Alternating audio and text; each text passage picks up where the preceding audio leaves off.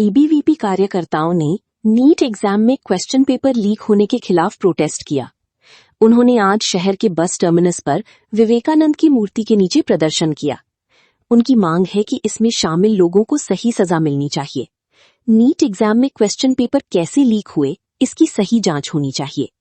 उनकी मांग है कि सीबीआई इसकी जांच करे और दोषियों को सही सजा दे। বর্তমানে সাম্প্রতিক নিট যে পরীক্ষাটি হয় এটির প্রশ্নপত্র ফাঁস হয়েছে আমরা সকলে জানি, এবং আমাদের দাবি এনটিএর দ্বারা এই ধরনের যে গাফলতি ভুল এটি কেন হচ্ছে। আজকে দেশের লক্ষ লক্ষ ছাত্রছাত্রীরা এই পড়াশোনার সাথে যুক্ত এবং এই পরীক্ষা দিয়ে আগামী দিনে তাদের ভবিষ্যৎ গঠন করতে চায়। আজকে আমরা ইসলামপুরে ঈশ্বরপুরে নগরের থেকে কার্যকর্তারা এখানে আমরা উপস্থিত, এই কারণে আমরা এর প্রতিবাদ করছি। এই ধরনের যে প্রশ্ন ফাঁস হচ্ছে এগুলো ঘটনা যেন আগামী দিনে না ঘটে, এবং আমরা সিবিআই তদন্ত চাই। সিবিআই তদন্ত অলরেডি কেন্দ্রীয় সরকার দিয়ে দিয়েছে এই বিষয়ের উপর। তো যারা এর পেছনে আছে তাদের দৃষ্টান্তমূলক শাস্তি হোক, আর এই ধরনের ঘটনা যেন আগামী দিনে না ঘটে।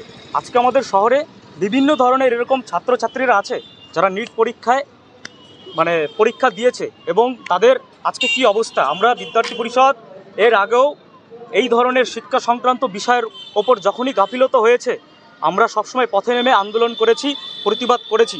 সেটা নিট পরীক্ষা হোক বা পশ্চিমবঙ্গের 26,000 শিক্ষকের চাকরি বাতিল হোক, যখনই শিক্ষা সংক্রান্ত সাথে কোনো বিষয় ঘটেছে বিদ্যার্থী পরিষদ সবসময় রাস্তায় নেমে প্রতিবাদ জানিয়েছে।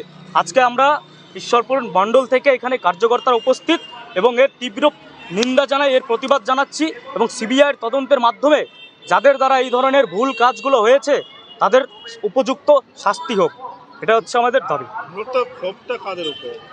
এনটিএ ন্যাশনাল টেস্টিং এজেন্সি যাদের কর্তৃক এই ধরনের পরীক্ষাগুলো নেওয়া হয় তাদের দ্বারা এই ধরনের গাফলতি হয়। আমরা জানি রাজস্থান এবং উত্তরাখণ্ডে যেই বিষয় এই প্রশ্নপত্র ফাঁসের এই ঘটনাটি ঘটেছে, দুই রাজ্যের নাম এসেছে সামনে।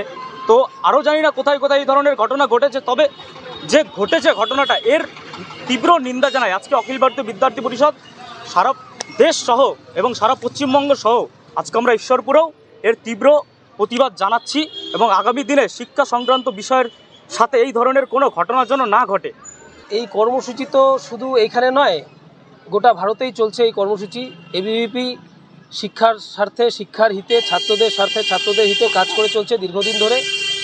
তো এই যে ঘটনাগুলো আজকে নিটের সমস্যা দেখলাম, বিগত দিনে আমরা দেখেছি আমাদের রাজ্যে চাকরি চুরি, দুর্নীতি, যেই শিক্ষা সংক্রান্ত পরীক্ষাগুলো স্বচ্ছভাবে হয় না।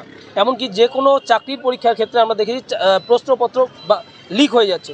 তো এই রকম যে একটা চক্রান্ত এটা সব ক্ষেত্রেই আছে।